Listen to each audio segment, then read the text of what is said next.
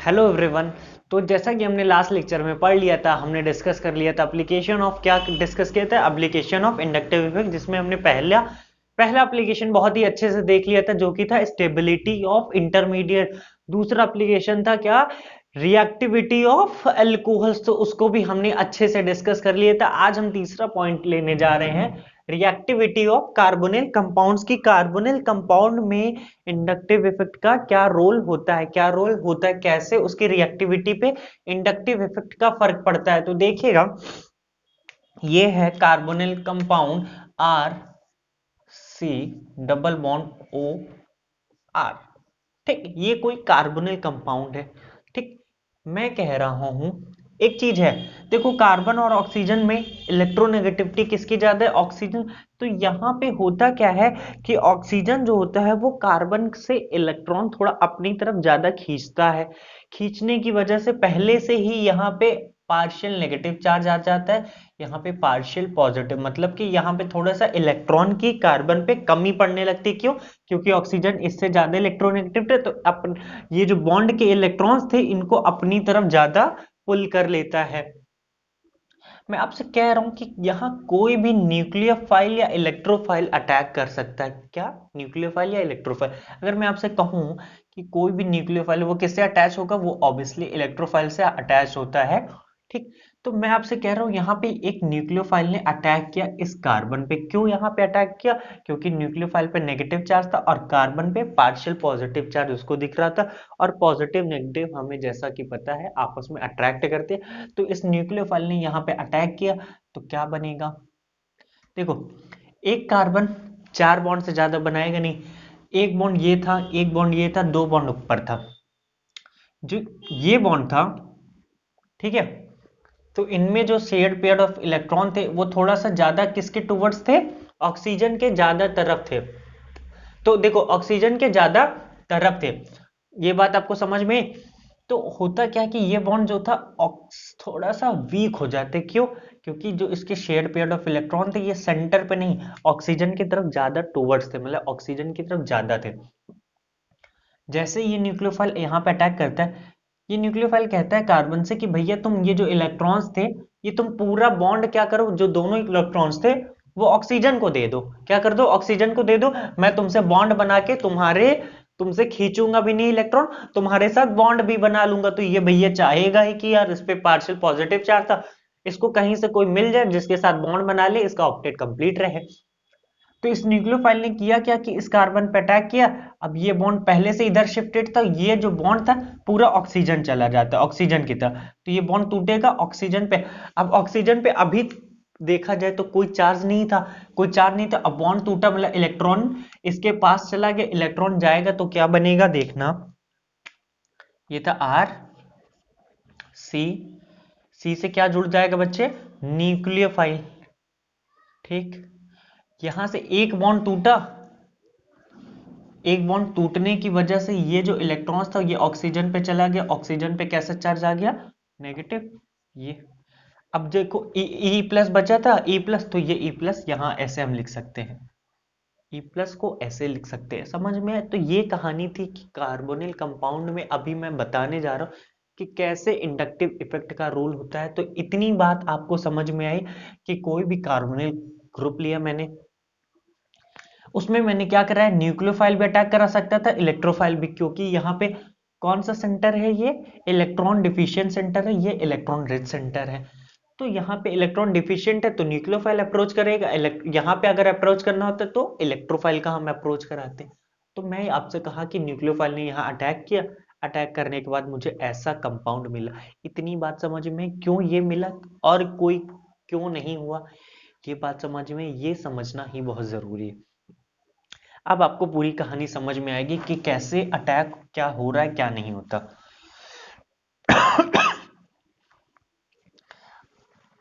अब मैं एक छोटा सा एग्जांपल जो लिखने जा रहा हूं, ये एच है, ये एच है।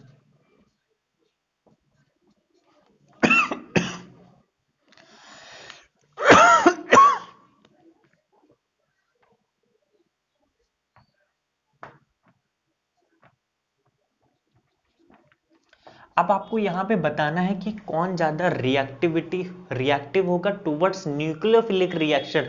मतलब यहाँ तीनों में हम किसके रिएक्शन कराएंगे, क्या डालेंगे, न्यूक्लियोफाइल कोई भी डालेंगे, तो कौन ज्यादा रिएक्टिव होगा आपको ये बताना है। तो देखो, जब मैंने आपको रिएक्शन बताई थी कार्बोनिल के न्यूक्लियोफाइल के साथ, तो कैसे हो रही थी कि भैया न्यूक्लियोफाइल ने सबसे पहले देखा क्या, देखा उसने जहां पे इलेक्ट्रोफिलिक सेंटर था, क्या था, इलेक्ट्रोफिलिक, जहां पे इलेक्ट्रॉन डिफिशिएंट सेंटर था वहां पे वो अप्रोच करेगा।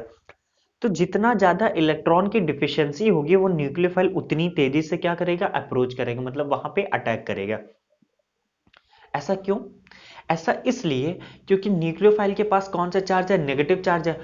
जितना ज्यादा पॉजिटिव दिखेगा उसको वो उतनी तेजी से अट्रैक्ट होगा, उतनी तेजी से अट्रैक्ट होगा। समझ में आए। अगर मैं आपसे कह रहा हूं कि आप गरीब हो, आप क्या हो, गरीब, तो एक तरफ मुकेश अंबानी आपको दिख रहा है और एक तरफ कोई दूसरा गरीब दिख रहा है, तो आप किसकी तरफ ज्यादा, जिधर पैसा ज्यादा दिख रहा होगा उधर। तो उसी तरीके से सेंटर पे कौन है, न्यूक्लियोफाइल। अब न्यूक्लियोफाइल देखेगा कि एक के पास पॉजिटिव चार्ज ज्यादा था, एक के पास कम था, तो वो उधर अप्रोच करेगा जिधर उसको पॉजिटिव चार्ज ज्यादा मिलेगा, ताकि उसका अट्रैक्शन जो हो वो बहुत बढ़िया से। यहां भी वही होता है। ये सेंटर कौन सा बच्चे, ये सेंटर इलेक्ट्रोफिलिक सेंटर है, मतलब इलेक्ट्रॉन डिफिशिएंट है। यहाँ पे पहले से ही कौन सा चार्ज डेवलप्ड होगा, पार्शियल पॉजिटिव पार्शियल नेगेटिव, यहाँ भी पार्शियल पॉजिटिव पार्शियल नेगेटिव।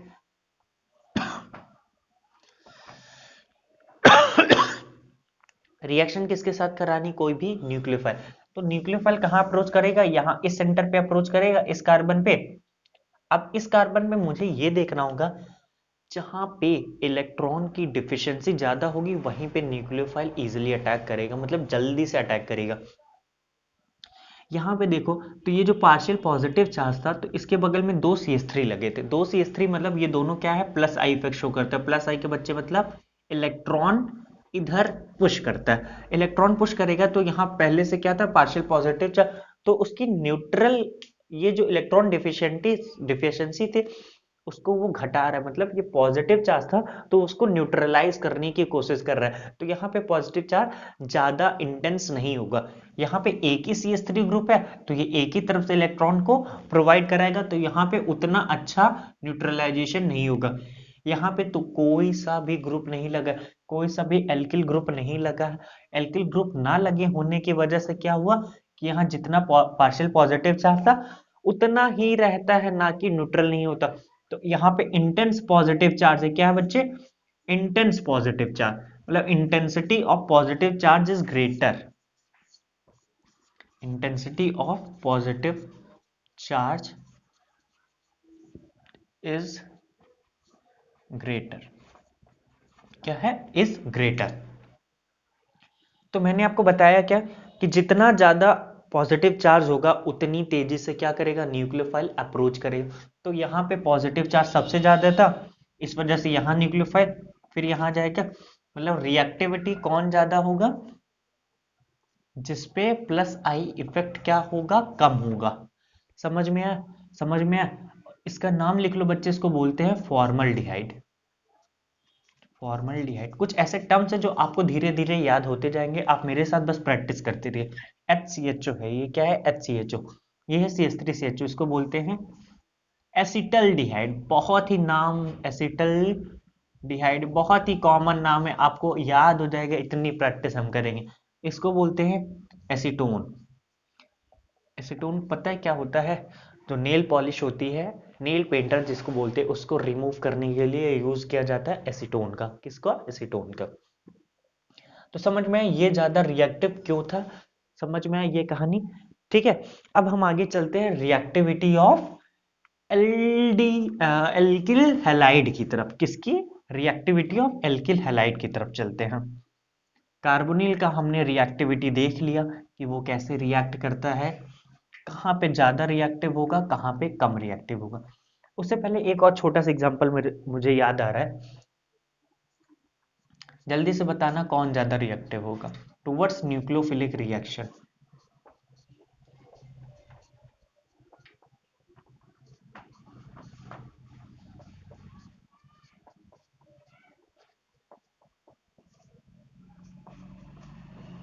ये A है, ये बी है, ये सी है। इन तीनों में ज्यादा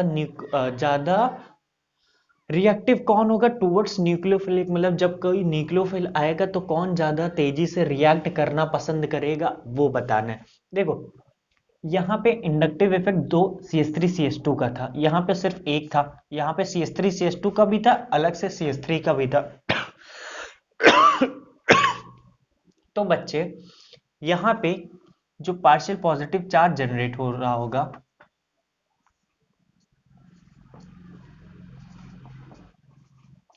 यहाँ पे जो पार्शियल पॉजिटिव चार्ज जनरेट हो रहा होगा वो न्यूट्रलाइज कम हो रहा होगा। क्यों? क्योंकि यहाँ पे एक ही इंडक्टिव, एक ही एल्किल ग्रुप है, वन एल्किल ग्रुप। यहाँ पे कितने एल्किल ग्रुप है? दो एल्किल ग्रुप।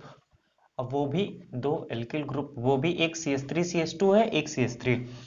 यहाँ पे भी एक ही एल्किल ग्रुप है। यहाँ पे जो एक एल्किल ग्रुप है वो बड़ा है इसके कंपैरिजन में, तो ये इलेक्ट्रॉन को क्या करेगा? प्रोवाइड कराएगा, लेकिन उतना तेजी से नहीं प्रोवाइड करा पाएगा जितना ये, क्योंकि CH3 जो है, ये जो होता है CH3 से ज्यादा क्या करता है? इलेक्ट्रॉन को प्रोवाइड कराता है। यहाँ पे ये CH3 भी इलेक्ट्रॉन देगा, ये CH2 भी, जहां से इससे जो भी ग्रुप जुड़ा होगा, ये CH2 भी अपना इलेक्ट्रॉन प्रोवाइड करेगा, ये सी, तो दो लोग मिलके इलेक्ट्रॉन को पुश करेंगे। यहाँ पे सिर्फ एक ही यही जो CH3 से ये जो ग्रुप लगा होगा, सिर्फ यही CH3 इलेक्ट्रॉन को पुश कर पाएगा, तो इसका इंडक्टिव प्लस इफेक्ट ज्यादा होता है। इस वजह से यहाँ पे न्यूट्रलाइजेशन ज्यादा होगा, यहाँ पे सबसे ज्यादा। तो सबसे ज्यादा इंटेंस पॉजिटिव चार्ज कहाँ होगा? पॉजिटिव चार्ज सबसे ज्यादा कहाँ होगा? वो है बी में, सबसे ज्यादा पॉजिटिव चार्ज होगा। जितना ज्यादा पॉजिटिव चार्ज उतनी इजीली न्यूक्लियोफाइल अटैक करेगा यहाँ पे, क्योंकि न्यूक्लियोफाइल नेगेटिव चार्ज है। वो देखेगा, दूर से देख रहा है कि यार यहाँ पे पॉजिटिव चार्ज सबसे ज्यादा दिख रहा है, तो यहाँ पे पहले वो आएगा अटैक करने। तो सबसे ज्यादा रिएक्टिव बी, बी के बाद ए के बाद सी, क्योंकि ए पे एक ही एल्किल ग्रुप है। यहाँ पे तो दोनों तरफ से न्यूट्रलाइजेशन हो रहा है, इधर से भी, इधर से भी, इधर से भी। तो समझ में आया? ये क्वेश्चन बहुत ही बेहतरीन क्वेश्चन था, समझ में? याद रखिएगा, अभी इन सब को हम डिटेल में पढ़ेंगे। अभी तो बस मैं एक ओवरव्यू दे रहा हूं कि ये सब चीजें रहेंगी। अभी से मैं इसलिए बता दे रहा हूं क्योंकि जब आगे चल के हम क्या करेंगे, आगे चल के हम चैप्टर में इन सब चीजों को पढ़ेंगे तो हमें अलग नहीं लगना चाहिए। क्या नहीं लगना चाहिए? नया नहीं, नयापन नहीं दिखना चाहिए। अभी जितनी बातें हैं उतनी बातें क्या करते हैं? सीख लेते हैं। अब हेडिंग डालिएगा reactivity of alkyl halide. Carbonyl compounds को मिटा देते, आप नहीं मिटा दीजिएगा, आप कॉपी में अलग से हेडिंग डालिएगा, क्योंकि बच्चे नोट्स बनाना भी एक अपने आप में कला है, क्योंकि एग्जाम टाइम आपको नोट्स ही पढ़ के जाना पड़ेगा। तो हेडिंग डालना है reactivity of alkyl halides.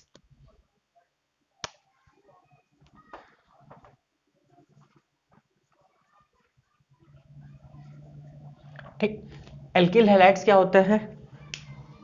Alkyl halides कुछ नहीं बच्चे, एल्किल को क्या बोलते हैं? आर, हैलाइड को बोलते हैं एक्स, RX को बोलते हैं alkyl halide.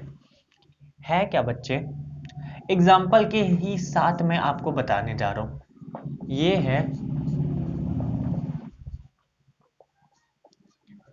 Tertiary alkyl halide. Tertiary alkyl halide क्यों? कि ये जो हैलाइड है जिस कार्बन से जुड़ा है वो 3 कार्बन से जुड़ा है, तो इस वजह से ये टर्शरी एल्किल हैलाइड है। ये सेकेंडरी एल्किल हैलाइड है, ये जो है प्राइमरी एल्किल हैलाइड है। ये प्राइमरी, ये सेकेंडरी, ये टर्शरी, ये टर्शरी एल्किल हैलाइड है। बच्चे मैं आपसे कह क्या रहा हूं, अभी ज्यादा नहीं सीखना, मैं बस कह क्या रहा हूं कि इसमें मैंने क्या डाल दिया? NaOH डाल दिया। इसमें भी क्या डाल दिया मैंने? NaOH। यहां पे की क्या डाल दिया? NaOH। तो होता क्या है कि ये मुझे पता है ये कैसे टूटता है, Na plus plus OH minus. ये भी कैसे? Same Na plus OH minus. इतनी बात समझ में आई? अब होता क्या है कि ये जो Na प्लस था ये Cl के साथ मिलके क्या बना लेता है? प्रेसिपिटेट बना लेता है। तो बाकी रिएक्शन में एक जो इंटरमीडिएट होता है, मतलब बीच में रिएक्शन में कहीं ना कहीं मुझे देखने को ये मिलता है। यहाँ पे, क्योंकि जब Na+ क्या करेगा, यहां से Cl- को क्या करेगा, निकाल लेगा। यहाँ पे 2 इलेक्ट्रॉन थे, तो Na+ को किसकी जरूरत थी, Cl- की, ताकि वो NaCl एज अ प्रेसिपिटेट बना ले। तो Na+ करेगा क्या, इस Cl- को निकालने की कोशिश करेगा, मतलब इस Cl के साथ एक इलेक्ट्रॉन लेके चला जाए, एक इलेक्ट्रॉन लेके चला जाएगा, तो यहाँ पे क्या बचेगा, positive charge. Same to same यहां भी होगा, तो यहां पे क्या बचेगा, CH3 CH+, CH3, यहां पे क्या बचेगा, CH3 CH2+। अब देखो, अब होगा क्या, अब आपको एक बात समझ में आ रही होगी, ये क्या है, टर्शियरी कार्बोकेटाइन, ये सेकेंडरी, ये प्राइमरी। ज्यादा स्टेबल ये होता है, मैं कई बार बता चुका हूं, जो जितना ज्यादा स्टेबल होगा वो उतनी तेजी से रिएक्ट करेगा। मतलब ये रिएक्शन देने के बाद देख रहा है कि ये इंटरमीडिएट बन रहा है, ये बन रहा है, ये बनने का मतलब ये ज्यादा स्टेबल इन दोनों की कंपैरिजन में, तो ये इजीली रिएक्शन करेगा, मतलब रिएक्टिविटी इसकी ज्यादा होगी इन दोनों से। तो यहां पे भी ऑर्डर क्या चलेगा, टर्शरी सबसे ज्यादा reactive, then secondary, then primary. ये है बच्चे रिएक्टिविटी ऑफ एल्किल हैलाइड का ऑर्डर। मतलब एक बात समझ में आ रही है, जैसे जैसे इंडक्टिव इफेक्ट बढ़ रहा है, मतलब इंडक्टिव इफेक्ट मतलब power of inductive effect of groups, मतलब कि जो हमने ऑर्डर लगाया था, जो जितना तेजी से इलेक्ट्रॉन डोनेट करेगा वो उतना ही आसानी से यहां से ब्रेक होगा, वो इतना आसानी से ये बॉन्ड क्या होगा, ब्रेक होगा। क्यों ऐसा होता है, क्योंकि ब्रेक होने के बाद जो सब्स्टिट्यूएंट बनता है वो इंडक्टिव इफेक्ट की ही वजह से क्या होता है, स्टेबलाइज होता है। यहां पे प्लस चार्ज है, यहां पे 3 CH3 मिलके इसको न्यूट्रलाइज कर रहे होंगे, पॉजिटिव चार्ज था, इलेक्ट्रॉन के नीचे से भी ऊपर से भी इधर से भी इलेक्ट्रॉन इलेक्ट्रॉन इलेक्ट्रॉन देंगे, तो ये पॉजिटिव चार्ज न्यूट्रलाइज होने की ज्यादा तरफ रहेगा। यहाँ पे वही 2 CH3 होने की वजह से वो उतना ज्यादा न्यूट्रल नहीं होगा, यहाँ पे एक ही CH3 ग्रुप होने की वजह से उतना। तो बात समझ में है, ये ज्यादा स्टेबल बन रहा था, इस वजह से ये ज्यादा रिएक्टिव है, रिएक्टिव है। ये छोटी सी कहानी थी एल्किल हैलाइड की। अब हम क्या डिस्कस करने जा रहे हैं, अब हम डिस्कस करेंगे डाइपोल मोमेंट का क्या असर होता है एल्किल, डाइपोल मोमेंट का क्या असर होता है इंडक्टिव इफेक्ट से। डाइपोल मोमेंट का क्या असर होता है, क्या इफेक्ट पड़ता है डाइपोल मोमेंट का इंडक्टिव इफेक्ट से। तो हेडिंग डालिएगा, हेडिंग क्या डालना है, effect of inductive effect on dipole moment, on dipole moment. अब ये डाइपोल मोमेंट क्या होता है पहले ये समझना। हमने फिजिक्स में आप सब ने पढ़ रखा है डाइपोल मोमेंट।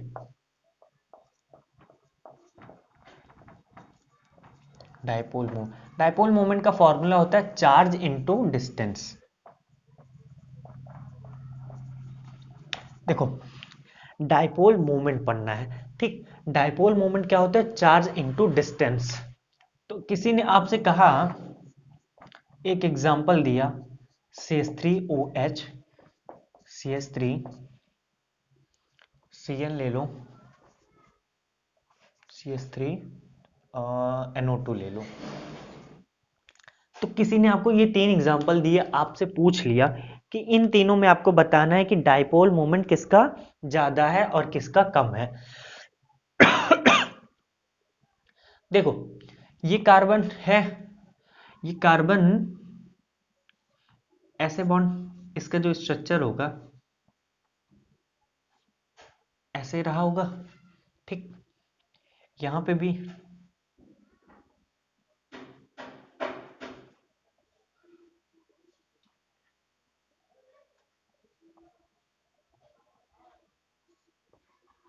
ठीक।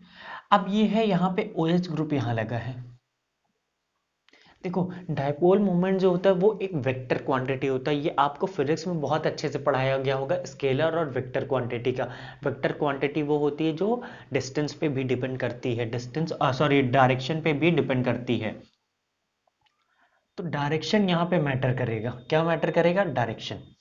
देखो, अब ये बताओ आप, कार्बन और हाइड्रोजन में इलेक्ट्रोनेगेटिविटी ज्यादा किसकी, तो इलेक्ट्रोनेगेटिविटी कार्बन की ज्यादा, तो इसके इलेक्ट्रॉन इधर रहेंगे, इधर, इधर, ठीक। आपने वेक्टर में पढ़ा होगा कि 3 वेक्टर, एक इधर है, एक इधर है, एक इधर है, मतलब कि एक इधर है वेक्टर, एक इधर है, और तीसरा जो है एक इधर जा रहा है, एक इधर जा रहा है, और तीसरा भी इधर जा रहा है। इसको मैं कैसे समझाऊं आपको, ऐसा है कुछ, ये है, ऐसा समझ लो। ये कार्बन था यहाँ पे, ये हाइड्रोजन है, ये हाइड्रोजन है, इधर ये भी हाइड्रोजन। तो ये इधर का मतलब कार्बन का ये जो वेक्टर था, ये इधर का डायरेक्शन है, इसका इधर का है, इसका ऊपर का है। तो ओवरऑल जो रिजल्टेंट होता है वो ऊपर की तरफ निकलता है। किसकी तरफ? ऊपर की तरफ।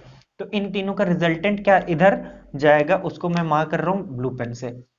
इन तीनों का रिजल्टेंट ऊपर की तरफ। अब बताना, ये कार्बन है और ये OH है, तो ऑक्सीजन की इलेक्ट्रॉन एक्टिविटी कार्बन से ज्यादा है, तो इलेक्ट्रॉन का डायरेक्शन जो होगा वो मैं ब्लैक से दिखा रहा हूं।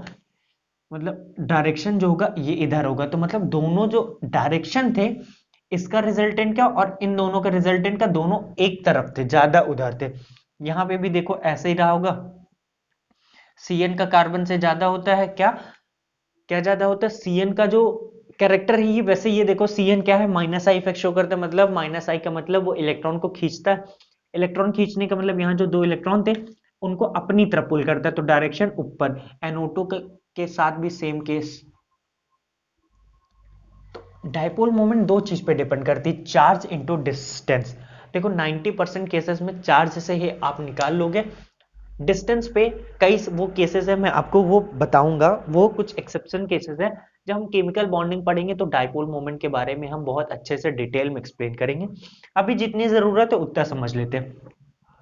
तो आपको किसी ने पूछा कि CH3OH, CH3CN, CH3NO2 में डाइपोल मोमेंट किसका ज्यादा होगा? डाइपोल मोमेंट चार्ज और डिस्टेंस पे डिपेंड करता है। अब आपको यहाँ पे देखना क्या है, चार्ज किस में ज्यादा होगा। चार्ज मतलब चार्ज निकालना है, मतलब चार्ज कैसे निकालेंगे? चार्ज कैसे निकालेंगे? तो चार्ज निकालने के लिए हम देखेंगे जिसका जिधर जितना ज्यादा डायरेक्शन में होगा, क्या होगा। अब आपको यही सोचना है आता कि यहाँ पे चार्ज जो होता है 90% केसेस में क्या होता है, डोमिनेट करता है। तो यहाँ पे देखना क्या है, यहाँ पे जो चार्ज होगा वो इन दोनों की कंपैरिजन में यहाँ पे कम डेवलप होगा। ऐसा क्यों? देखो NO2 और CN और OH में माइनस आई इफेक्ट किसका ज्यादा होता है, मतलब इलेक्ट्रॉन खींचने की टेंडेंसी NO2 में सबसे ज्यादा, फिर CN में आती है।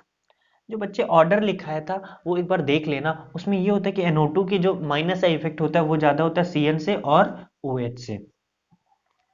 होगा क्या, NO2 minus I effect show कर रहा है। माइनस आई मतलब कि इलेक्ट्रॉन को क्या करेगा, यहां से देखो इलेक्ट्रॉन यहां से ज्यादा तेजी से पुल करेगा।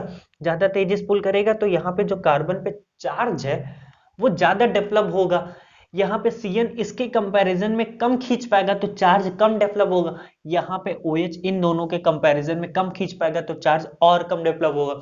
और डायपोल मोमेंट होता ही क्या है, चार्ज इनटू डिस्प्लेसमेंट, मतलब जितना ज्यादा चार्ज उतना ज्यादा डायपोल मोमेंट। तो चार्ज कहाँ पे ज्यादा दिख रहा है, NO2 वाले में चार्ज ज्यादा है, तो इस वजह से इसका डायपोल मोमेंट सबसे ज्यादा होता है। डायपोल मोमेंट डीएम, क्या इसको बोल सकते हैं, डीएम, ये डिस्ट्रिक्ट मैनेजर नहीं, डायपोल मोमेंट है। डायपोल मोमेंट समझ में आया कैसे निकाले? जितना ज्यादा आपको चार्ज दिखेगा उतना ज्यादा डायपोल मोमेंट। तो एक बात आपको समझ में आई यहां से, ये जो ग्रुप लगे थे, मतलब ये जब ऐसा था कि जितने भी ये ग्रुप लगे थे, ये दो तीनों कौन से थे, माइनस आई शो कर रहे थे। तो एक बात यहां से नोट में लिख लेना कि जिसकी जितनी ज्यादा minus I effect increases, minus I effect power increases, power increases, dipole moment increases, dipole moment increases. इसका मतलब हमने देखा यहाँ पे माइनस आई ग्रुप जब लगे होते हैं तो जो जितना माइनस आई मतलब इलेक्ट्रॉन जितनी तेजी से खींचेगा उसका डाइपोल मोमेंट उतना ही ज्यादा होगा, उतना ही ज्यादा होगा। इस बात को समझ में आया आपको? ये बात बहुत ही छोटी सी थी। और याद रखिएगा इन सब का अभी हम बहुत डिटेल में जाएंगे, कब? जब हम पढ़ेंगे केमिकल बॉन्डिंग। एक और छोटा सा एग्जांपल मैं करा देता हूं, और ये वाला जो मैं एग्जांपल कराने जा रहा हूं ना, ये IIT JEE चाहे नीट हो चाहे जो भी कंपटीशन है, आपको एग्जाम हो, BHU हो, DU हो, हैदराबाद यूनिवर्सिटी हो, जितने भी कंपटीशन के एग्जाम्स होते हैं उन सब में आया हुआ क्वेश्चन है। तो जरा ध्यान से करिएगा। क्वेश्चन ये है CH3F CH3 Cl CH3 Br CH3I, इन चारों में डायपोल मोमेंट किसका ज्यादा होगा? ये क्वेश्चन बहुत ही बार आया हुआ है और हर एग्जाम में आया हुआ है। तो किसी ने कहा सर फ्लोरीन, क्लोरीन, ब्रोमीडिन, आयोडीन है और हमें पता है फ्लोरीन का माइनस आई इफेक्ट सबसे ज्यादा होता है, माइनस आई इफेक्ट ज्यादा होगा तो डायपोल मोमेंट उतना ज्यादा होगा। तो किसी ने कहा सर ये ऑर्डर होना चाहिए। बच्चे मैंने क्या बताया था, 90% केसेस में डोमिनेंट कौन करता है? चार्ज। लेकिन ये उन 10% एग्जाम्पल में, और याद रखिएगा कंपटीशन में वही 10% आते हैं, क्योंकि 90% तो सब पढ़े होते हैं, 10% ही बच्चों को अलग बनाता है। तो ये ऑर्डर जो था बिल्कुल गलत हो गया। अब मैं बता रहा हूं ऐसा क्यों। देखो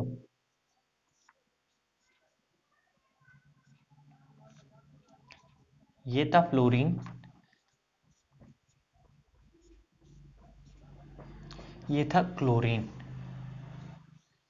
देखो सारे एटम्स क्या होते हैं? स्फेरिकल होते हैं। अब देखो होता क्या है कि डायपोल मोमेंट का फॉर्मूला क्या मैंने बताया, dipole moment equals to charge into distance. तो यहाँ पे डिस्टेंस जो था वो डोमिनेट कर जाता है। क्लोरीन का जो साइज है वो जो डिस्टेंस कवर करता है वो ज्यादा होती है फ्लोरीन से, क्योंकि क्लोरीन में साइज किसकी बड़ी होती है? क्लोरीन की। तो क्लोरीन का जो डिस्टेंस होता है, जैसे ये है, ये इधर इधर इधर, ये भी डायरेक्शन इधर इधर इधर, ये भी खींच रहा हुआ। लेकिन जो इन दोनों की डिस्टेंस है, कार्बन क्लोरीन की, क्लोरीन जो बॉन्ड होता है, ये क्लोरीन जो था वो बड़ा होता है, स्फेरिकल साइज में बड़ा होता है। तो ये जो डिस्टेंस थी ये ज्यादा होती है, ये ज्यादा होती है इनके कंपैरिजन। तो डायपोल मोमेंट का फॉर्मूला क्या होता है? Charge into distance, charge into distance. तो ये वैसा क्वेश्चन है जहां पे एक्सेप्शन तो नहीं कह सकते बच्चे हर चीज का, क्योंकि यहाँ पे रीजन है, तो इस वजह से मैं एक्सेप्शन नहीं लिखूंगा, लेकिन इंपॉर्टेंट लिख सकता हूं मैं। ये क्वेश्चन इंपॉर्टेंट है। तो यहाँ पे होता क्या है कि यहाँ पे जो डिस्टेंस होता है वो ज्यादा डोमिनेट कर जाता है। ज्यादा डोमिनेट करने की वजह से यहाँ पे जो ऑर्डर होता है वो ऑर्डर देखने को मिलता है। CH3Cl का जो डायपोल मोमेंट होता है वो CH3F से भी ज्यादा होता है। बाकी ऑर्डर वही रहता है, CH3Br CH3I। अब कोई पूछेगा सर आयोडीन की साइज तो और ज्यादा बड़ी होती है बच्चे, लेकिन यहाँ पे क्या करता है? चार्ज ज्यादा डोमिनेट कर जाता है। ब्रोमीन में भी चार्ज डोमिनेट कर जाता है। डोमिनेंट क्लोरीन में जो होता है डिस्टेंस जो होता है वो डोमिनेट करता है। डिस्टेंस जो होता है वो डोमिनेट कर जाता है, उसकी वजह से, उसी की वजह से CH3F से उसका डायपोल मोमेंट ज्यादा हो जाता है, डायपोल मोमेंट उसका ज्यादा हो जाता है। ये कहानी थी डायपोल मूवमेंट की। ठीक, डायपोल मूवमेंट को भी हमने देख लिया। अभी हम केवल समझ रहे हैं, छोटी छोटी ओवरव्यू देख ले रहे हैं, कौन क्या कैसे कर रहा है। इन सब का डिटेल एक्सप्लेनेशन बच्चे, इन सब में टेंशन लेना नहीं है। इन सब के बारे में हम बहुत डिटेल में जाएंगे जब हम क्या पढ़ेंगे, केमिकल बॉन्डिंग पढ़ेंगे। अभी हम उतना जान लेते हैं जितने से हमारा काम हो जा रहा है। अब अगली हेडिंग डालिएगा, एसिडिक और बेसिक कैरेक्टर पे इंडक्टिव इफेक्ट का क्या रोल होता है? Role of inductive effect on acidic and basic character, on acidic and basic character. तो क्या हेडिंग है? Acidic and basic character. मेरी राइटिंग बहुत ही ज्यादा सुंदर है तो इस पे प्लीज मत जाइएगा, आप मेरे केमिस्ट्री को सीखिएगा। एसिडिक एंड बेसिक कैरेक्टर, ठीक है। अब हमें यही पढ़ना है। क्या याद रखिएगा, कंपटीशन में जो भी क्वेश्चन आते हैं अक्सर यहीं से निकाले जाते हैं, तो इस टॉपिक को बहुत अच्छे से कवर करिएगा। है क्या कि ये है CH3CH2OH,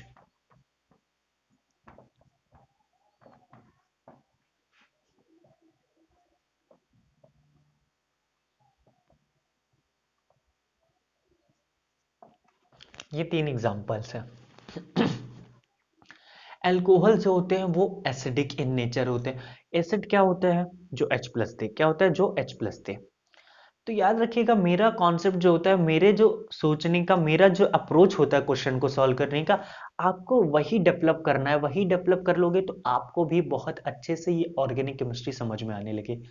मैं क्या करता हूँ, मुझे पता है एक बात, एसिड वही होता है जो H प्लस देता है। वैसे ये एक ही रूल नहीं है, एसिड बहुत तरीके, मतलब एसिड का जो प्रॉपर्टी है, मतलब कोई अगर इलेक्ट्रॉन देता है उसको भी क्या कहते हैं, एसिड कहते हैं। अभी वो सब बातें हम केमिकल इक्विलिब्रियम में डिस्कस करेंगे, कई सारे रूल्स हैं।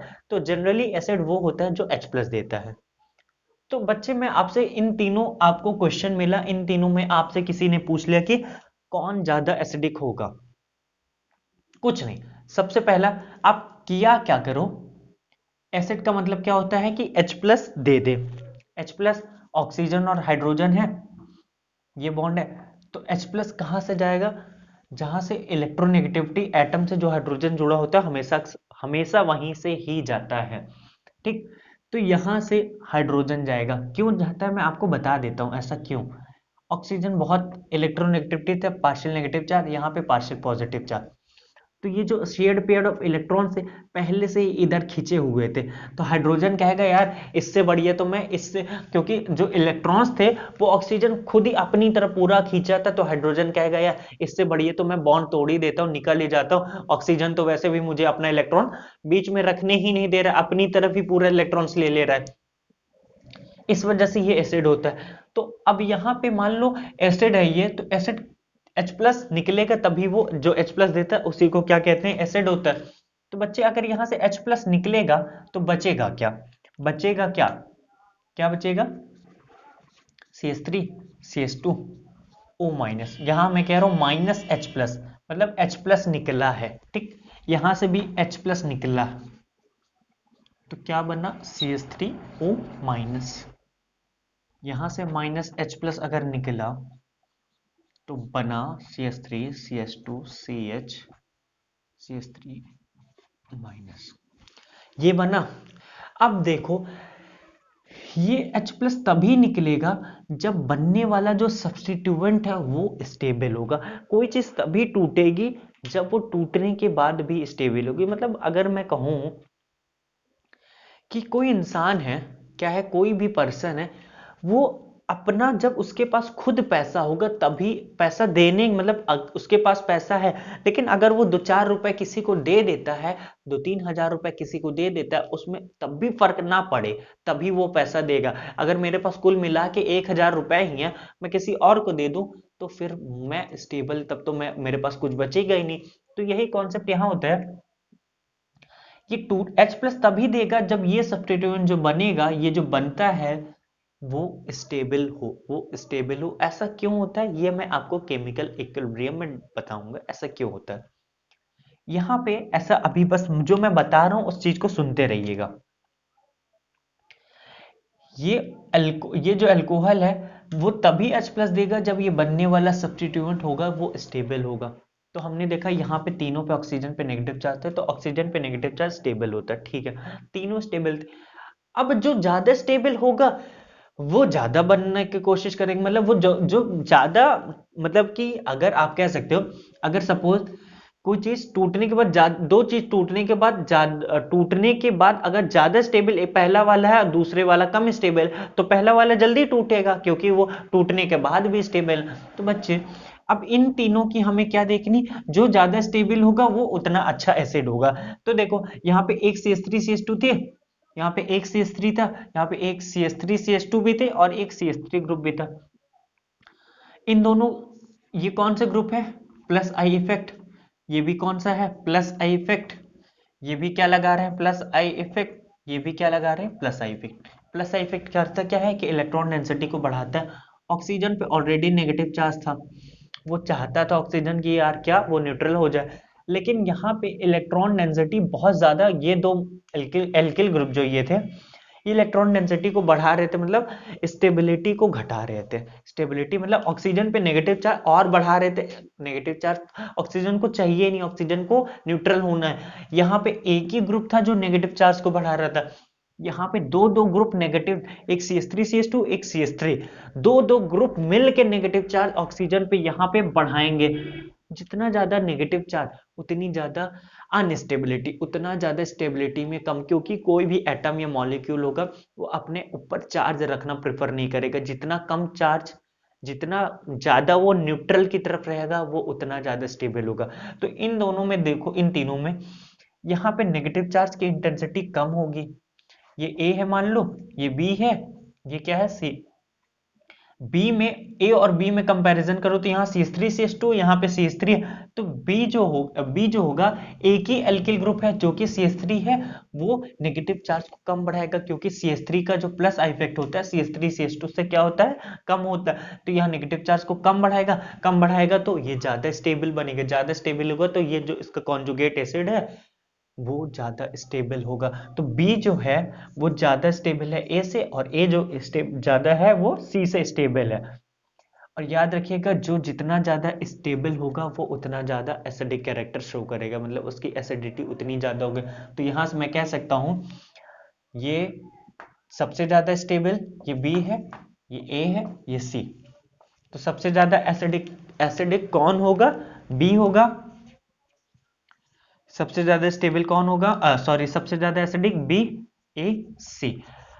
तो ये कंक्लूजन क्या निकल के समझ में आया कि बच्चे जब भी आपको एसिडिक कैरेक्टर या बेसिक कैरेक्टर अभी हम डिस्कस करेंगे, जब भी वो आए तो H प्लस निकाल के देख लो, जो जितना जो बन रहा है उसमें कंपैरिजन कर लो स्टेबिलिटी का, जो जितना ज्यादा स्टेबल वो उतना ज्यादा एसिडिक कैरेक्टर शो करेगा। तो मतलब कि stability directly proportional to stability of forming anion. ये क्या बन रहा है, एनायन बन रहा है, forming anion directly proportional to acidic character.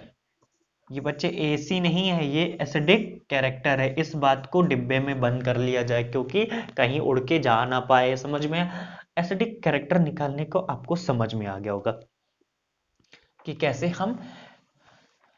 तो इंडक्टिव इफेक्ट का रूल समझ में आया कि इंडक्टिव प्लस आई इफेक्ट जैसे जैसे इंक्रीज कर रहा था एसिडिक कैरेक्टर में, वैसे वैसे हम देख रहे थे एसिडिक कैरेक्टर क्या हो रहा था, डिक्रीज कर रहा था। इस बात को जल्दी से क्या कर लो, डिब्बे में बंद कर लो। Plus I effect increases acidity, acidity of alcohols decreases. जल्दी से इस बात को डिब्बे में क्या किया जाए, बंद किया जाए। समझ में आया, acidity of plus I sorry plus I effect increases, acidity of alcohols decreases. अब देखना क्वेश्चन ये है, ये CH3COH है,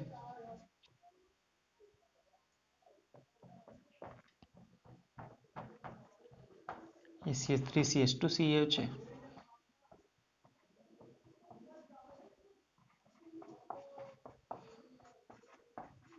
ये CH3CH CH3COH है। इन तीनों में आपको क्या बताना है बच्चे कि कौन ज्यादा एसिडिक होगा कौन कम एसिडिक होगा। ये A है, ये B है, ये C है।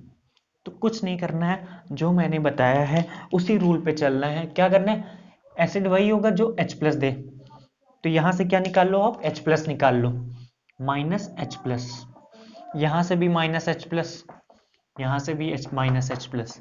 अभी ये आपको प्रैक्टिस के लिए समझ में मैं करा रहा हूं, बाद में एक टाइम ऐसा आएगा कि आपको H प्लस निकाल के देखने की जरूरत ही नहीं पड़ेगी, आप खुद ही समझ जाओगे। H प्लस निकलेगा तो ये हटाओगे, यहाँ पे नेगेटिव चार्ज, यहाँ पे हटाओगे, यहाँ पे नेगेटिव चार्ज, ये H प्लस हटाओगे, यहाँ पे नेगेटिव चार्ज, आप अपने आप समझ जाओगे। तो समझ में, H प्लस निकालने के बाद क्या बन रहा था, यही बनेगा, यही बन रहा था ए, आप निकाल के बना लो तो यही बनेगा।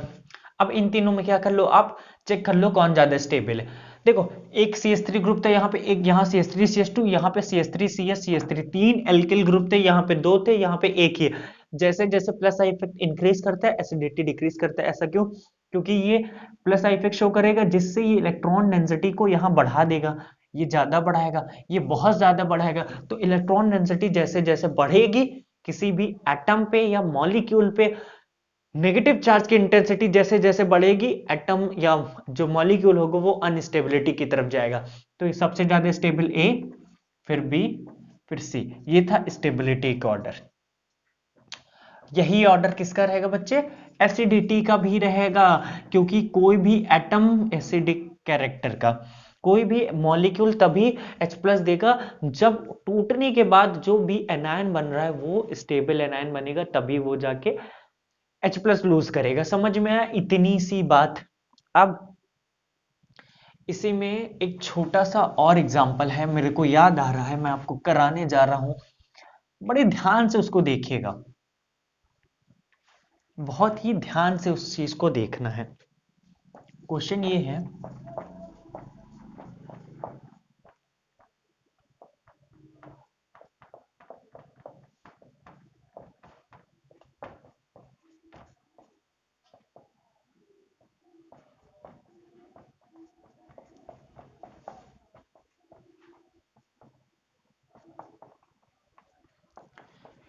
ये है क्वेश्चन, ये है बच्चे OH, ये है C, ये है B, ये है A।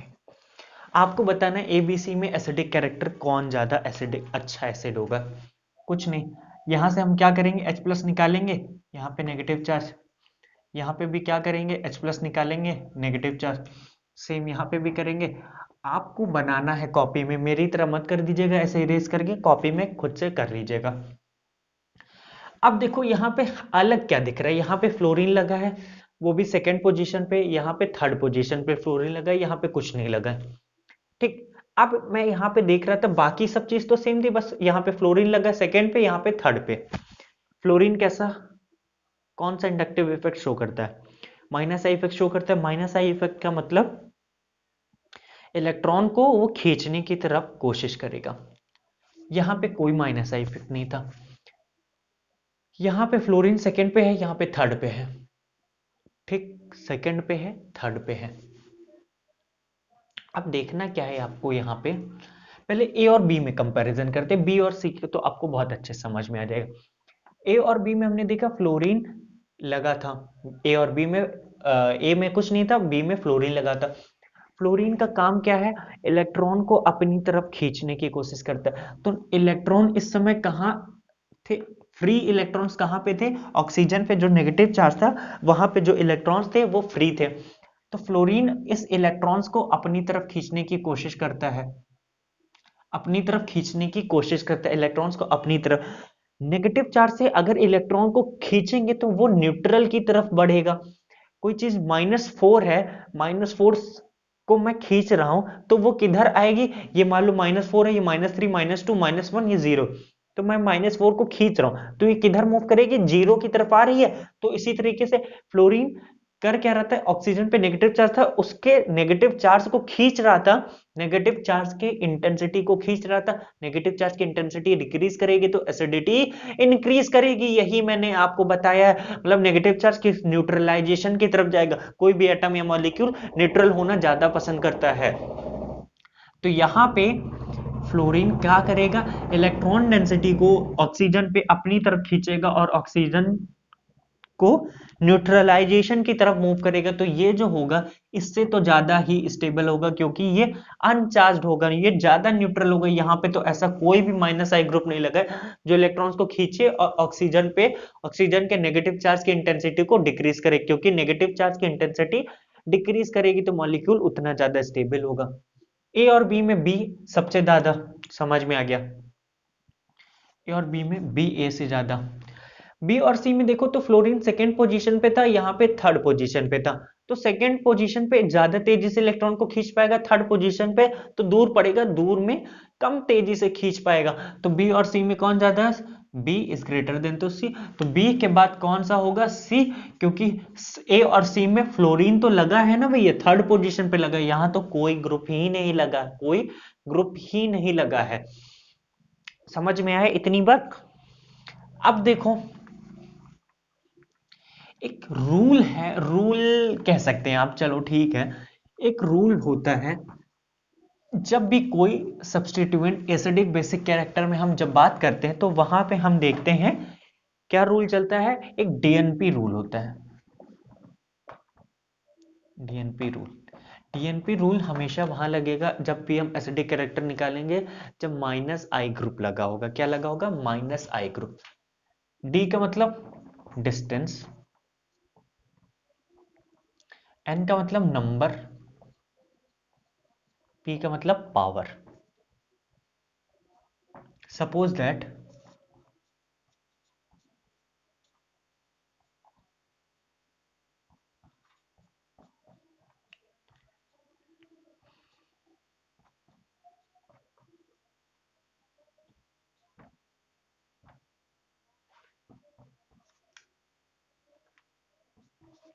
ये है क्वेश्चन आपका CH2COOH।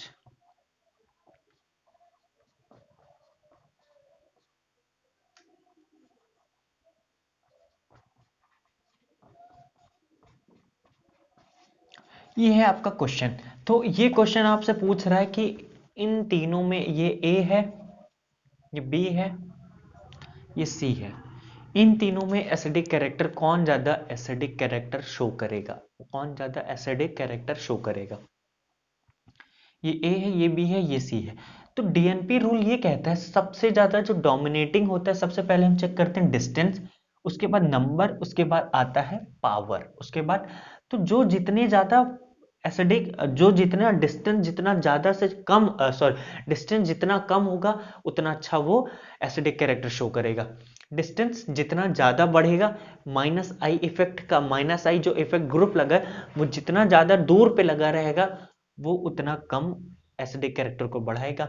उसके बाद आता है नंबर, कि कितने नंबर ऑफ ग्रुप्स लगे हैं। अगर डिस्टेंस सेम हो जाती है, अगर मान लो यहाँ पे फ्लोरीन लगा था, यहाँ पे भी फ्लोरीन लगा होता, दो फ्लोरीन लगा होता, तो दो ग्रुप लगे, दो ग्रुप लगे होने की वजह से नंबर उसके बाद डोमिनेट करता है। तीसरे नंबर में आता है पावर। तो ये क्वेश्चन में देखो यहाँ पे 1 2 सेकेंड पोजीशन पे माइनस आई लगा, यहाँ पे 1 2, यहाँ पे 1 यहाँ पे 1 2 3 पे लगा, यहाँ पे सेकेंड पे लगा, यहाँ पे थर्ड में लगा, यहाँ पे 1 2। सबसे पहले डिस्टेंस डिपेंड करता है, तो डिस्टेंस में थर्ड पोजीशन पे लगा था, ये एसिडिक कैरेक्टर तो सबसे कम शो करेगा, ये कम एसिडिक होगा, क्योंकि यहाँ पे जो नेगेटिव चार्ज H+ जब निकलेगा, यहाँ पे जो नेगेटिव चार्ज आएगा NO2 माइनस आई इफेक्ट होता है, लेकिन डिस्टेंस की वजह से वो दूर लगा है, वो उतना तेजी से इलेक्ट्रॉन्स को खींच नहीं पाएगा। ये पास में लगा है तो इलेक्ट्रॉन्स को ज्यादा तेजी से खींच पाएगा, जबकि NO2 का माइनस आई इफेक्ट फ्लोरीन से ज्यादा होता है, लेकिन फिर भी डिस्टेंस ज्यादा डोमिनेट करती है। उसके बाद नंबर, उसके बाद पावर। तो यहाँ पे हमने देखा A B C में सेकेंड पोजीशन पे फ्लोरीन, थर्ड पोजीशन पे NO2 लगा था। NO2 का माइनस आई इफेक्ट ज्यादा होने के बाद भी फ्लो ए जो डिस्टेंस की वजह से ए वाला बी से ज्यादा होता है। अब ए और सी को कंपैरिजन करो, सेकंड में फ्लोरीन लगा था और सेकंड पे क्लोरीन लगा था, डिस्टेंस सेम हो गए। अब नंबर की बात करते हैं, यहां भी एक ग्रुप लगा है माइनस है, यहां भी एक नंबर भी सेम हो गया। अब किस पे बात आएगी, अब बात आती है पावर पे, कौन ज्यादा, किसकी ज्यादा इंडक्टिव इफेक्ट की पावर होती है, कौन ज्यादा इलेक्ट्रॉन तेजी से खींचेगा। ये फ्लोरीन है, ये क्लोरीन, तो फ्लोरीन और क्लोरीन में मुझे पता है कौन ज्यादा इंडक्टिव इफेक्ट ऑर्डर किसका ज्यादा होता है, फ्लोरीन का। तो इस वजह से इसका एसिडिक कैरेक्टर ए, बी और सी में सी ऑब्वियसली। क्यों, क्योंकि डिस्टेंस डिपेंडेंट होता है, यहां पे सेकेंड पोजीशन पे, यहां पे थर्ड पोजीशन पे ग्रुप लगा। तो इतनी बात आपको समझ में कि माइनस आई इफेक्ट किस पे डिपेंड करेगा, माइनस आई इफेक्ट तीन चीजों पे डिपेंड करेगा, पहला डिस्टेंस, दूसरा नंबर, तीसरा पावर। सबसे पहले डोमिनेटिंग डिस्टेंस, उसके बाद नंबर, उसके बाद पावर। ये तीन बातें जो थी आपको समझ में आई। यही बहुत इंपॉर्टेंट खेल है, बहुत ही ज्यादा इंपॉर्टेंट बातें हैं ये एप्लीकेशन ऑफ इंडक्टिव इफेक्ट की।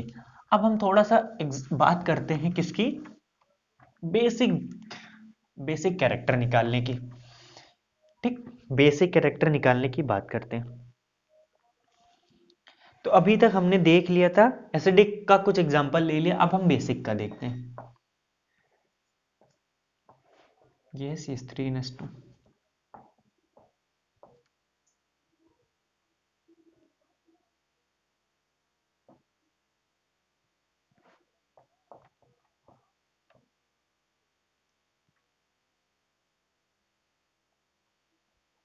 सही है।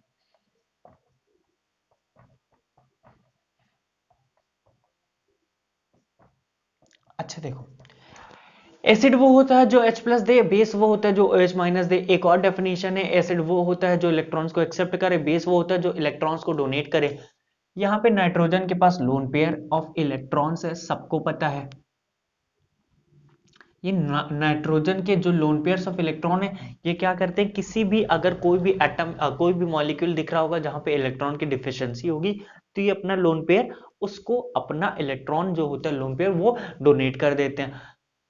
बेस वो होता है जो डोनेट करता है। अब भैया जिसके पास ज्यादा इलेक्ट्रॉन होगा वही तो ज्यादा डोनेट करेगा, वही तो ज्यादा डोनेट करेगा, और जो जितना ज्यादा डोनेट करेगा वो उतना ज्यादा बेसिक कैरेक्टर शो करेगा, क्योंकि जितनी ज्यादा इंटेंसिटी होगी डोनेट करने की उतना ज्यादा वो बेस अच्छा होगा। तो यहाँ पे हमें देखना होगा कि जितना ज्यादा लोन पेयर के इंटेंसिटी होगी उतना ज्यादा वो अच्छा बेसिक होगा। समझ में आया? क्योंकि बेस अच्छा वही होता है जो इजीली अपने लोन पेयर्स ऑफ इलेक्ट्रॉन को प्रोवाइड करा दे। इजीली कब प्रोवाइड करेगा? जब उसके पास लोन पेयर ढेर सारे इकट्ठा होंगे, ढेर सारे इलेक्ट्रॉन क्लाउड इकट्ठा होगा तो वो जल्दी से प्रोवाइड कर देगा। इन तीनों में देखो, ये CH3 था, ये CH3 CH3, तो ये अकेला CH3 group plus I effect की वजह से यहाँ पे इलेक्ट्रॉन क्लाउड को बढ़ा रहा होगा। यहाँ पे 2 लोग मिलके बढ़ा रहे हो, यहाँ पे 3 लोग मिलके बढ़ा रहे होंगे। क्या बढ़ा रहे होंगे? इलेक्ट्रॉन की डेंसिटी बढ़ा रहे होंगे। तो ऑर्डर क्या होना चाहिए? मतलब कि लोन पेयर की डेंसिटी थर्ड वाले में, ये कौन सा अमीन है बच्चे? इसको बोलते हैं टर्शरी अमीन, ये है सेकेंडरी अमीन। इन सब बातों से आप बहुत अच्छे रूबरू हो जाइए, क्योंकि जब हम चैप्टर स्टार्ट करेंगे alkane, alkene, alkyne, aldehyde, ketone, amine, तो इन सब बातों का आपको बहुत डिटेल में हम समझेंगे। अभी बस रूबरू करा रहा हूं ताकि आपको बाद में नया ना लगे। तो देखो, जितना ज्यादा लोन पेयर पे इलेक्ट्रॉन की डेंसिटी जितना ज्यादा होगी उतना ज्यादा अच्छा वो बेस। तो यहाँ पे 3 CH3 ग्रुप होने की वजह से ये लोन पेयर के इलेक्ट्रॉन डेंसिटी को बढ़ा रहे होंगे। तो होना क्या चाहिए? टर्सरी अमीन को सबसे ज्यादा, सेकेंडरी अमीन को, प्राइमरी अमीन को क्या? बेस अच्छा होना चाहिए, बेसिक कैरेक्टर सबसे ज्यादा। मैं आपकी बात से बिल्कुल एग्री करता हूं, जिस तरीके से अभी मैंने पढ़ा है उस बात से तो यही होना चाहिए। लेकिन बच्चे एक फैक्टर होता है, ये अमीन था, अमीन की जब हम बेसिसिटी निकालते हैं उस पे एक इंडक्टिव इफेक्ट के अलावा कुछ और फैक्टर्स होते हैं वो जो डोमिनेट कर जाते हैं। वो फैक्टर्स होते हैं स्टेरिक हिंड्रेंस। ये स्टेरिक हिंड्रेंस क्या होता है? ये आपके लिए बहुत नया टर्म है, स्टेरिक हिंड्रेंस। और दूसरा है हाइड्रोजन बॉन्डिंग। हाइड्रोजन बॉन्डिंग तो शायद कुछ बच्चों को पता होगा, नहीं पता होगा तो वो हम केमिकल बॉन्डिंग में जान लेंगे। अभी बस थोड़ा सा जान लेते हैं होता क्या। स्टेरिक हिंड्रेंस का मतलब होता है भीड़, बहुत ज्यादा क्लाउड इकट्ठा, बहुत ज्यादा भीड़ होना। होता क्या है, यहाँ पे तीन तीन CH3 ग्रुप थे और एक CH3 ग्रुप जो होता है ये था CH3 NH2। यहाँ पे तीन तीन CH3 ग्रुप थे और ये CH3 ग्रुप बहुत बड़े बड़े होते। क्या होते हैं? बहुत बड़े बड़े होते। तो इनके बीच में होता क्या है कि ये CH3 ग्रुप के बीच में आपस में क्या होने लगता है? रिपल्शन होने लगता है। ये बड़े बड़े ग्रुप थे आपस में टकराने लगते हैं, टकराने की वजह से ये बहुत ज्यादा दूर हो जाते हैं। दूर होने की वजह से ये इलेक्ट्रॉन्स जो अभी तक दे रहे थे इजिली नाइट्रोजन पे इलेक्ट्रॉन डेंसिटी इजिली बढ़ा दे रहे थे, वो नहीं बढ़ पा रही थी, वो नहीं बढ़ पा रही थी। जबकि सेकेंडरी में इतना ज्यादा रिपल्शन नहीं होता है, रिपल्शन उतना ज्यादा नहीं होता है। तो यहां पे क्या हो जा रहा था? यहां पे इंटेंसिटी बढ़ जा रही थी, इंटेंसिटी बढ़ जा रही थी। यहां पे तो इंटेंसिटी बहुत ज्यादा बढ़ जाएगी। क्यों? क्योंकि यहां पे एक ही CH3 है। ये तो चलो लेस हो गया, मतलब कि यहाँ पे तीन तीन ग्रुप के रिपल्शन की वजह से, तीन तीन ग्रुप के रिपल्शन की वजह से ये दूर हो गए। दूर होने के बाद ये इलेक्ट्रॉन डेंसिटी को बढ़ा नहीं पा रहे थे। इन दोनों में क्या हुआ? यहाँ पे तो दो ही CH3 ग्रुप थे भैया, दूर दूर रह सकते, मतलब कि इन दोनों में ज्यादा रिपल्शन तो होगा नहीं। तो यहाँ पे बच्चे डिपेंड क्या करते हैं? तीन फैक्टर्स होते हैं, स्टेरिक हिंड्रेंस, इंडक्टिव इफेक्ट तो होता ही होता है, तीसरा होता है हाइड्रोजन बॉन्डिंग। यहाँ पे कितनी हाइड्रोजन बॉन्डिंग थी? दो। यहाँ पे क्या थी? यहाँ पे भी दो हाइड्रोजन बॉन्डिंग भी सेम हो गई थी। लेकिन यहाँ पे इतना ज्यादा रिपल्शन नहीं होता, उतना ज्यादा रिपल्शन नहीं होता। तो यहाँ पे भी रिपल्शन यहाँ तो था नहीं, यहाँ पे भी उतना ज्यादा कोई खास रिपल्शन नहीं होता। तो यहाँ पे इस वजह से ये इंडक्टिव इफेक्ट डोमिनेट कर जाता है और यहाँ पे इलेक्ट्रॉन क्लाउड को सबसे ज्यादा बढ़ाता है। तो बेसिसिटी ऑफ अमीन्स का ऑर्डर होता है, सबसे ज्यादा बेसिक कौन होता है? सेकेंडरी अमीन सबसे ज्यादा बेसिक होता है। यहां पे अगर एग्जाम ये जो था CH3 से कुछ गलती हो रही है क्या? ये A, ये B, ये है अमीन का फॉर्मूला। आप अरे बच्चे आप भी गलती करवा दिए, ये यहाँ पे डायरेक्टली नाइट्रोजन अटैच होता है, यहाँ पे ये NH था, सॉरी सॉरी, आप थोड़ा सा करेक्ट कर लीजिएगा। हाँ बाकी सब सही था। देखो ये डायरेक्टली नाइट्रोजन, हाँ सब सही है, कोई दिक्कत नहीं, बस डायरेक्टली नाइट्रोजन अमीन की अभी हम बात कर रहे थे। ये प्राइमरी अमीन है, ये सेकेंडरी अमीन है, ये टर्सरी अमीन। अमीन में जिससे नाइट्रोजन से एक कार्बन जुड़ा है तो प्राइमरी अमीन, दो कार्बन जुड़ा है तो सेकेंडरी, तीन कार्बन जुड़ा है तो टर्सरी। तीन फैक्टर्स होते हैं बेसिसिटी ऑफ अमीन को निकालने में, कौन कौन से? इंडक्टिव इफेक्ट और हाइड्रोजन बॉन्डिंग, तीसरा क्या था? Steric hindrance. तो देखो तीसरा जो था ये टर्शरी अमीन, यहाँ पे हाइड्रोजन हाइड्रोजन बॉन्डिंग वो होती है जो भी इलेक्ट्रोनेगेटिविटी एटम से हाइड्रोजन जुड़ा होता है, वो हाइड्रोजन जो बनता है उन दोनों के बीच का बॉन्ड, इलेक्ट्रोनेगेटिविटी एटम और हाइड्रोजन का, उस बॉन्ड को कहते हैं हाइड्रोजन बॉन्ड। तो यहाँ पे टर्शरी में हाइड्रोजन बॉन्ड था ही नहीं के वजह से यहाँ पे डोमिनेंट, ये बेसिसिटी इसकी तीन फैक्टर्स पे डिपेंड कर रही थी अमीन्स की, किस पे? इंडक्टिव इफेक्ट पे भी डिपेंड कर रही थी, स्टेरिक हिंड्रेंस पे भी, हाइड्रोजन बॉन्डिंग पे। तो तीसरा जो यहाँ पे एक भी हाइड्रोजन बॉन्डिंग नहीं थे, इसकी वजह से ये क्या हो जाता है, इसकी वजह से इसकी बेसिसिटी बहुत ही डिक्रीज हो जाती है। और ए और बी में देखो तो यहाँ पे दो हाइड्रोजन बॉन्ड बनाए थे नाइट्रोजन हाइड्रोजन से, यहाँ पे एक ही है, लेकिन यहाँ पे बच्चे यहाँ पे क्या है, यहाँ पे इंडक्टिव इफेक्ट डोमिनेट कर जाता है। तो याद रखिएगा इसकी बेसिसिटी का ऑर्डर होता है, सबसे ज्यादा सेकेंडरी बेस अच्छा होता है, देन प्राइमरी, देन टर्शरी। ये होता है basicity of amine, basicity of amine. याद रखिएगा इन सब बातों को हम बहुत अच्छे से भी अभी सीखेंगे। अभी बस हमें क्या समझना है, जो भी मैं बातें बता रहा हूं उसको आप ध्यान से देखते हुए चलते रहिए, कोई दिक्कत नहीं होगी आपको, मैं आपको गारंटी के साथ कह सकता हूं। बस आप अच्छे से इस चीजों को देखते रहिए। तो हमने सारे पॉइंट्स एक एक करके क्या कर लिए, डिस्कस कर लिए जितने भी एप्लीकेशंस थे इंडक्टिव इफेक्ट की, सारे हमने डिस्कस कर लिए। अब हम नेक्स्ट वीडियो में, नेक्स्ट लेक्चर में क्या पढ़ेंगे, रेजोनेंस स्टार्ट करने जा रहे हैं, जो कि बहुत ज्यादा इंपॉर्टेंट है ऑर्गेनिक केमिस्ट्री को सीखने के लिए। तो आज के लिए इतना ही करते हैं, बस आपसे ये कहूंगा कि नेक्स्ट लेक्चर देखने से पहले इन सब चीजों को रिवाइज कर लीजिएगा, उसके बाद नेक्स्ट लेक्चर देखिएगा। Thank you so much.